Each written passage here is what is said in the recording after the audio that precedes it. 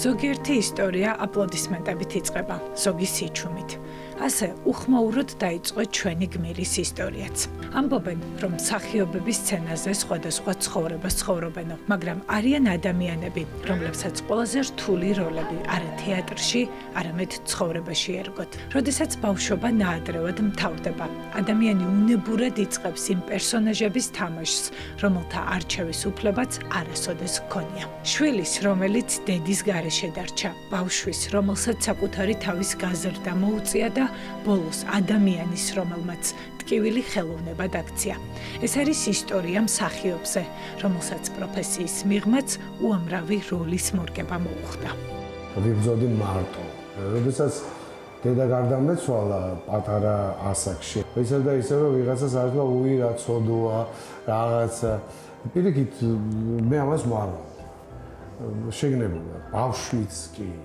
და ვცდილობდი რომ უფრო ესეთი შთაბეჭდილება დაშენ და ჩემზე რომ აი ძალიან დედაც მყავს და ბევრი პატრონიც, იმიტომ რომ მე თვითონ პატარა რო ვიყავი ვიცესრიგები ჩემ თავს და ზაპირველად ვარ მამას ძალიან ვცდილობდი რომ სკოლაში ძალიან მოწესრიგებული წავსულიყავი როგორც დედა დამიშვებდა მე.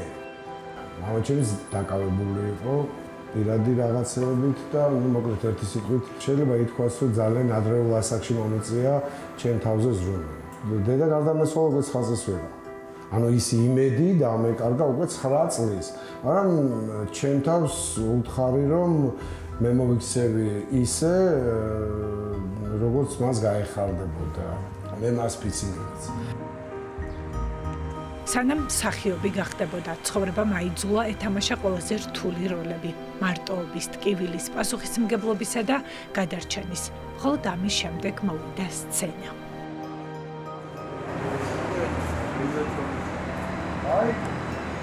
აი ვინ დავხვდა თეატრში მე რომ მოვედი პატარა რო ვიყავ.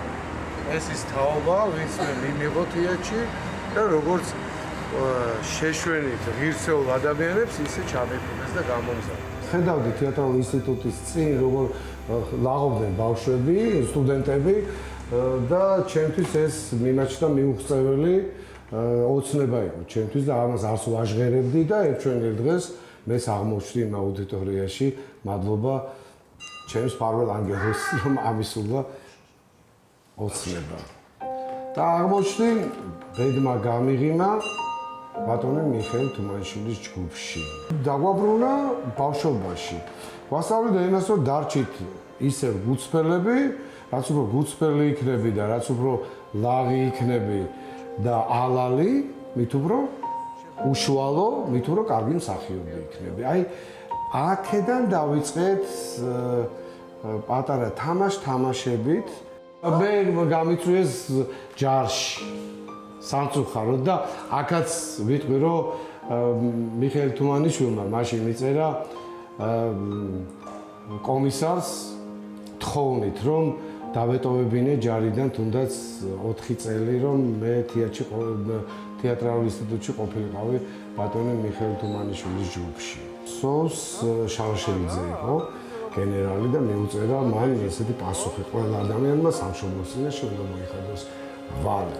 და ხანდახან ვახერხებდი და ვესწრებოდი ჩემი სამხედრო ფორმით მისვლას და ვესწრებოდი ლექციებს. სად ვარ თუკა? აი აქ თამაშობ ხოლმე მე. აი ხო ზიხართ ხოლმე გახსოვს? მე კი კაი თამაშობ. ხელი არ შეუშალოთ, ხო? და ჩავიდე რეპეტიცია. იქ გინდა დაჭდე? სამშობლოს წინაშე ვალე მოიხადა და არც პროფესიულ გზას უღალატა. ერთგულება დაუფასდა. მის შემოქმედებით ბიოგრაფიაში ის სახელები გაჩნდნენ, რომლებმაც ქართული თეატრის ისტორიაში საკუთარი ეპოქა შექმნეს. დავბრუნდი მოხდი ნუგზალ ლორთქიფანიძის ჯგუფში, იგივე მიშა თუმანიშვილის სკოლა. შემდეგ ბატონი თემურჩხეიძე იყო ჩემი მასწავლებელი. ასე რომ არ დავიჩაგრე სწავლებით და დიდი პედაგოგებით განებერებული ვიყავი. შენ რაღაცას მიმართ. რას უნდა გიმალავდე, ბიჭო? ხელმოკლევებით აგწუნობს. ხომ იცი შეძლებული კაცია? მე ხალხს ხო მაგასა ქონებასა ხო არა? დიდი ოსტატები მსახიობებს მხოლოდ როლებს არ ანდობენ, მათ დობას ანდობენ.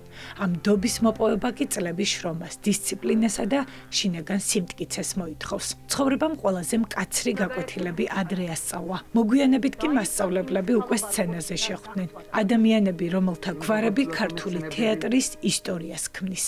მათ გვერდით მუშაობა მხოლოდ წარმატება არ იყო. ეს იყო პასუხისმგებლობა, რომელიც ყოველ ახალ როლთან ერთად თავიდან უნდა დაემტკიცებინა. რა იყო? შენ არ ეტყვი ხოლმე, კაცი ტანჯვისთვის არის გაჩენილიო? ზოგი ჭირი მარგებელია, ვაჟა-ფშაველას მოთხრობების მიხედვით ფილმი გადაიღეს 1993 წელს, თუ სწორად მახსოვს და რეჟისორი გახლავთ ბატონი პავლე ჩაკვიანი. ეს იყო ჩემი პირველი ფილმი, აი ამ ფილმმა გადაწყვიტა მე ჩემი ცხოვრება. და გზა ამ ფილმმა მაჩვენა საით წავსულიყო. მსახიობობა ისეთი პროფესია, რომ სულ უნდა ამტკიცო, რომ ფორმაში ხარ. სულ უნდა ახალი გზები, ახალი როლები უნდა შექმნა. და ადამიანი მე მოგახსენებ, რომ მზარდია და უნდა ყოველთვის გაზარდო შენი თავი. მე ყველა როლზე არ აქვს ამას მნიშვნელობა ის მთავარი როლია თუ პატარა როლი. მე ყველანაირად ვცდილობ რომ სრულყოფილად გავაკეთო ის როლი. ჩავდო გული. როცა ცხოვრებაში სიტყვები აღარ ყოფნი და სცენა მოусმინა. აქ ემოციებს არ მალავდა, გამოხატავდა. სწორედ ამიტომაც მოსწონდა სხვადასხვა როლის მორგება, განსხვავებული პერსონაჟების განსახიერება. ყვარელი როლი ჩემთვის იყო სპექტაკლი ქაქუცა ჩოლოღაშვილი. აქ თამაშობდი ერთ-ერთ მნიშვნელოვან როლს, ბადურას თამაშობდი, იყო ისტორიული გმირი და მის აჩრდილს ეძახდა. და ძალიან ასე ვთქვათ მოვიხდინე, ძალიან კარგად და კომფორტულად გრძნობდი, ბატონ ლევას ამისათვის დიდი მადლობა, მიდიოდა ანშლაგებით და მესმოდა დარბაზიდან ქვითინი, ანუ ისეთი რეაქცია იყო მაყურებლიდან, სავსე მიდიოდა მაყურებელი პატრიოტიზმით, საქართველოს სიყვარულით და ამ გმირებით. ეს ყველანაირად ეს ჩვენ მოვახერხებთ და ამისათვის ეს იყო ჩემთვის ბედნიერება. ამისთვის ალბათ ყველა მსახიობის აზრია, რომ მისცემდა ყველაფერს, რომ კონტაქტი, აი ეს უშუალო კონტაქტში იყოს მაყურებელთან ხშირად და მუდმივად. ის ტაშის და სიყვარული ამისთვის ხარ მსახიობის სცენაზე. და თუ შენ სიამოვნებას და ბედნიერებას ანიჭებ, ამაზე დიდი ბედნიერება მსახიობისთვის არაფერი არ აქვს.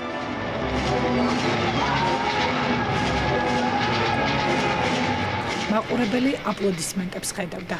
კულისებს მიღმა კი იდგა ადამიანი, რომელმაც თითოეული გამარჯვება დიდი შრომის ფასად მოიპოვა. ეს იყო 96 წელი, როგორც მსახიობის კარიერაში მოხდა ძალიან მნიშვნელოვანი მომენტი, დრო იყო, როდესაც ქალბატონი ნანა ჯორჯაძის ფილმში დამამტკიცეს მთავარ როლზე.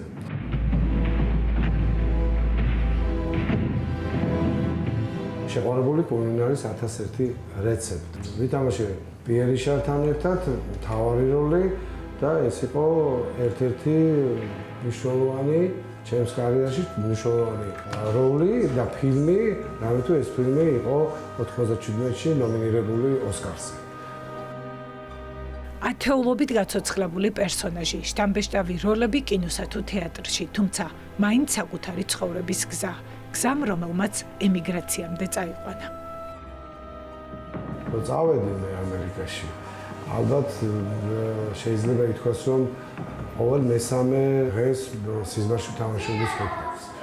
ისე ვიღავი სცენას, ისე მარჯანიშვილის თეატრში და ეს რაღაცა ძალიან უცნაური ის იყო, რაღაცა მქონდა მოთხოვნილება და თვითონ უცბად ვჩნდებოდი, ვიძინებდი და ვჩნდებოდი სცენაზე და ვთამაშობდი და რო ვიღვიძებდი აღარ მსიამოვნებდა, რომ ამერიკაში ვიყავ.